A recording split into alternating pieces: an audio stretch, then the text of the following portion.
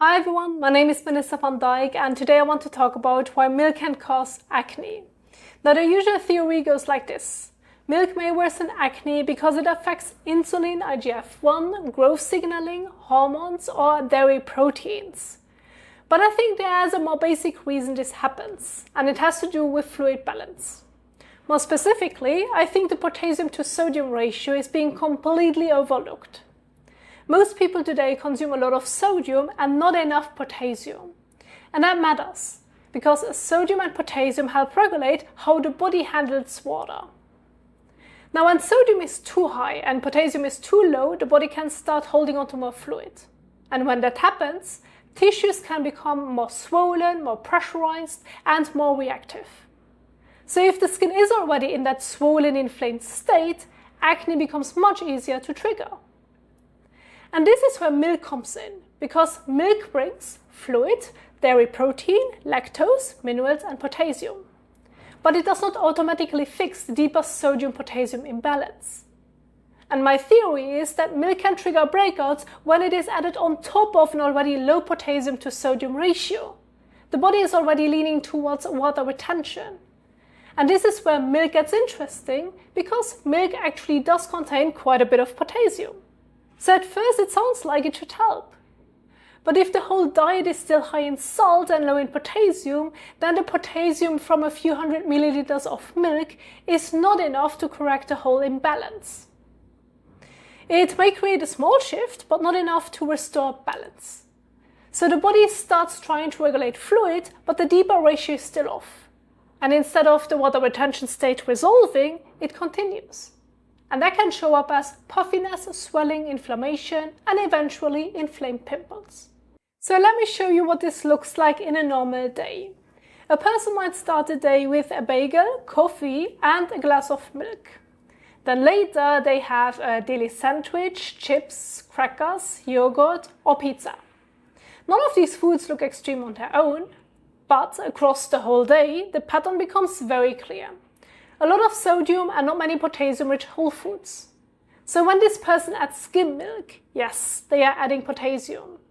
But they are adding it into a full day that is still sodium dominant. And this is the problem. Skim milk may bring some potassium, but not enough to correct the whole dietary pattern. So the body starts shifting fluid, but the deeper ratio is still not fixed. And in that case, milk does not solve the imbalance, but it exposes it. The body was already sodium dominant, and the potassium in milk was not enough to overcome that water retention state. This can also explain why skim milk often looks worse than whole milk. With whole milk, the fat makes it more filling, so people usually drink less. With skim milk, it is easier to drink more, which means more total milk exposure, more fluid, more protein, and more insulin response. But still not enough potassium to correct the whole sodium load. And I think this is also why switching to plant milk can be misunderstood. A person may add cow's milk, notice acne, get scared, and removes it quickly. So cow's milk only gets judged by the short-term reaction. But when that same person switches to plant milk, they may treat it differently. They may be told, give it a few weeks. So they stick with it longer. They drink it more consistently, and they may also start eating more whole foods that naturally push the diet toward more potassium.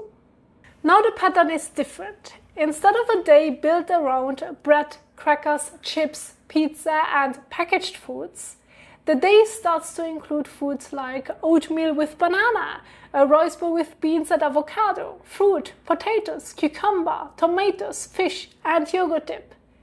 That changes the whole direction of the diet. The person is no longer just removing cow's milk, they are shifting the entire potassium-to-sodium ratio. And if they do that consistently for a few weeks, the body finally gets enough time to move out of the sodium-dominant water retention state. So the improvement does not automatically mean plant milk is better than cow's milk. It can mean the person finally gave the potassium-to-sodium ratio enough time and consistency to change. That matters because fluid balance does not always change instantly. If the body has been sodium dominant for a long time, then a few glasses of milk are not enough. The whole diet has to move in the direction of more potassium relative to sodium.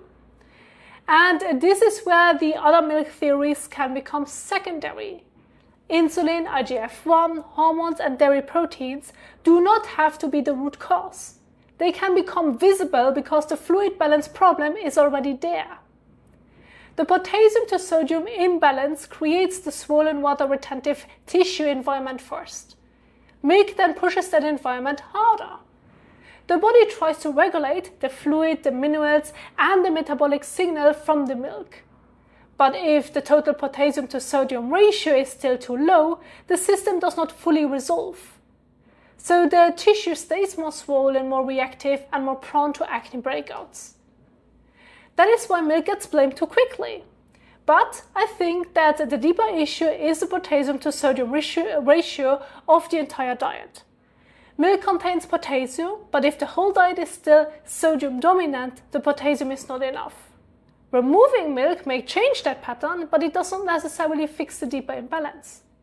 The real mechanism is fluid balance.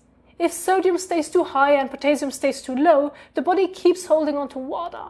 Tissues stay swollen and reactive, and in the skin that can show up as acne. Thank you so much for watching, and I will see you in the next one. Bye!